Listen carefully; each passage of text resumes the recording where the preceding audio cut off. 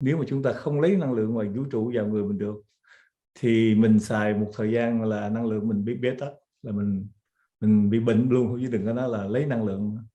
Bây giờ chú hướng dẫn anh chị em rất kỹ trong cái kỹ thuật này, là anh chị em phải học, phải kích hoạt từng cấp độ một chính xác. Và khi được kích hoạt rồi thì anh chị em lấy năng lượng ngoài, chứ không phải năng lượng của mình. Lấy năng lượng ngoài bổ sung cho cơ thể mình. Vì tại vì mình đã không đủ năng lượng rồi. Mà chú trình bày với anh chị em á, mỗi một lần anh chị em kích thích tế bào gốc cho mình á, tương đương với cái giá trị $5.000 mua thuốc bổ đó, chứ không phải ít đâu. Nếu mà tính theo mà để mà tương đương một cái giá trị tương ứng đó, thì anh chị em phải mua 5.000 tiền thuốc bổ cho một lần kích thích tế bào gốc. Một kích thích thành công đó nha. Còn kích thích mà không có năng lượng, không có gì hết, thì cứ như là anh chị em không có kích thích gì hết. Thí dụ như vậy chú nói là bây giờ anh chị em thấy người ta cầm iPhone 12, anh chị em cũng cầm iPhone 12 vậy, nhưng mà iPhone ta có wifi, iPhone của anh chị em chưa có wifi, alo không ai nghe hết, chỉ cầm cho bà con coi chơi thôi, chứ còn sử dụng không được. Thì nguyên tắc của chúng ta là vậy đó. Khi anh chị em chưa hội đủ yếu tố, chưa được kích hoạt, chưa nắm vững yếu tố tình thương, và cái phẩm chất mình còn nóng giận quá, thì không bao giờ anh chị em thực hiện công thức này được. Nó rất là đơn giản, nhưng mà nó đòi hỏi chúng ta phải chuẩn mực. Và khi anh chị em được kết nối như vậy, anh chị em lấy năng lượng như vậy, thì cái phần năng lượng của không gian anh chị em sử dụng như chú trình bày không bao giờ bị gián đoạn, không bao giờ bị ngưng.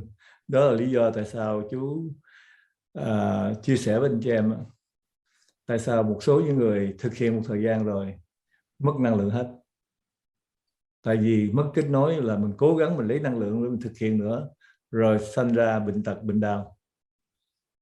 Đó là lý do tại sao. Và tại sao chú biết cái này? Tại vì chú được đi vô trong cái thư viện tâm linh. Thành ra những cái gì mà bế tắc cái xã hội, chú vô đó chú nghiên cứu là chú biết chuẩn nhất, không bao giờ sai. Và chú đem những cái chuẩn nhất này ra chú trình bày cho anh chị em, để anh chị em không bao giờ sai, để anh chị em thực hiện đúng theo chú.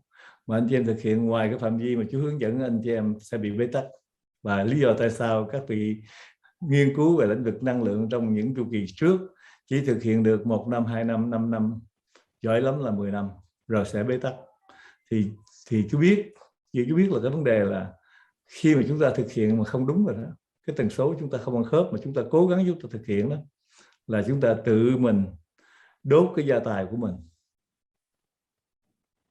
Thì cái này là tuyệt đối không nên. Bởi vì chú khuyên anh chị em khi học vô học lớp 1, học lớp 2, anh chị em được kích hoạt có một lần thôi, mà anh chị em cố gắng anh chị em nhảy qua lớp 2 anh chị em học, rồi lớp 2 anh chị học nửa học nửa không, rồi các anh chị em nhảy lên lớp 3 các anh chị em học.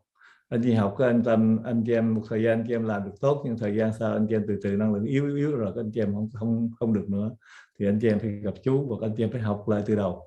Như vậy thì nó tốn công phí sức, phải không ạ? Chứ không phải là chú tiếc rẻ gì anh chị em, chú không cho anh chị em nhảy lớp. Có nhiều anh chị em trình độ rất là cao, rất là thông minh, rất là hiểu biết, nhưng mà cái hiểu biết đó không phải là cái hiểu biết để tạo cho mình một cái sự kết hợp với năng lượng đạt chuẩn, không đúng. Thành ra sẽ bị trở ngại trong một thời gian. Và cái chuyện đó đã xảy ra rồi, và những người đó đã đến gặp chú rồi.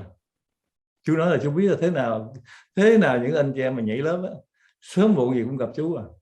Rồi hỏi sao? Cái báo cáo sự thật. Mà bây giờ khi anh chị học lớp 3, lớp 4 là chú kỹ lắm, tôi nói phải học lớp 1, lớp 2 đàng hoàng hết, qua những cái phần kích hoạt xong hết rồi mới lên lớp này mới có giá trị. Còn nếu không là anh chị em thực hiện thời gian mất năng lượng, rồi cái lại đi kiếm chú hỏi chuyện gì xảy ra. Dạ thưa chú ơi, em hồi đó em không có học lớp 2, không có học lớp 1, thấy người ta học lớp 3 xong cái em ấp phe, cái em nhảy vô lớp em học luôn, rồi thậm chí cả lớp 4 cũng học luôn, rồi từ sau lớp 4 cũng gặp chú à. Nhưng mà thôi, đó là cái chuyện của anh chị em. Nhiều khi do vấn đề công ăn việc làm nhiều, do vấn đề cái thời điểm đó thuận lợi với mình, thì mình cố gắng mình nhảy vô mình học luôn cho nó thuận tiện. Nhưng mà chú khuyên anh chị em không nên làm như vậy, không nên, tuyệt đối không nên, và không nên. Tại vì chương trình này chú hướng dẫn cho anh chị em không có tốn kém tiền bạc gì hết á. Mà tại sao anh chị em lại đốt thời gian làm sai nguyên tắc để rồi anh chị em bị thất bại? Và thất bại này là chú không muốn. Chú muốn anh chị em phải học lớp nào ra lớp đó, và học những cái lớp cao chừng nào anh chị em phải giỏi nhiều chừng đó nữa. Và anh chị em thấy những anh chị em đi trước đó, những người gọi là nếu đó mà học lớp 1 2 3 lần 3 4 lần, rồi học lớp 2 cũng 3 4 lần, thì học không phải là học gì, vô đó ngồi nghe những kỹ thuật cho thiệt kỹ và nắm những thông tin thiệt kỹ, và khi thực hành đạt kết quả rồi lên lớp 3 thật là giỏi luôn, lên lớp 4 thiệt là giỏi luôn. Các anh chị em thấy người ta giỏi, anh mê các anh chị em muốn đi tắt các anh chị em bắt thất anh chị em thất bại, các anh chị em nó phải về thì phải học lại lớp 1, mất thời gian, đúng không? Thành ra chú khuyên anh chị em nên theo nguyên tắc, không phải là chú làm khó anh chị em, mà chú biết những kỹ thuật học như thế nào để đạt được hiệu quả, thì anh chị em làm ơn nghe lời giùm chú. Còn anh chị em mà không làm theo ý mình đó, thì một thời gian sau anh chị em sẽ bị mất năng lượng, và mất năng lượng thì anh chị em sẽ mệt lắm. Chú không muốn làm tổn thương anh chị em. Tại vì sao? Tại vì khi mà mình lấy cái phần năng lượng để mình kích thích tế bào gốc mình đó, là một lượng năng lượng lớn lắm để kích thích tế bào gốc mình. Cũng như là mình giống như những người thợ vàng đó, mà muốn lọc ra một cái loại vàng mà tốt nhất đó, thì chẳng hạn như 5 kg thì mới được 1 kg vàng ròng, là một vàng tốt nhất 5 kg vàng, thì nếu mà lọc ra thiệt tốt thì được thành 1 kg vàng tốt. Bây giờ mình sử dụng 5 kg kia, mình có được 5 kg vàng vậy, nhưng mà vàng nó vàng tạp, vàng không có tốt. Còn muốn chọn lại thành vàng thật tốt thì phải thay đổi, phải lọc lại, phải lấy những cái tính chất cao nhất của vàng thành 1 kg vàng, mà phải 5 kg vàng mới thành 1 kg vàng tốt. Thì nó như vậy, khi chúng ta lấy những cái đơn vị dinh dưỡng để chúng ta tạo thành một cái nguồn năng lượng để chúng ta kích thích tế bào gốc mình, thì chúng ta đòi hỏi một cái nguồn năng lượng lớn lắm.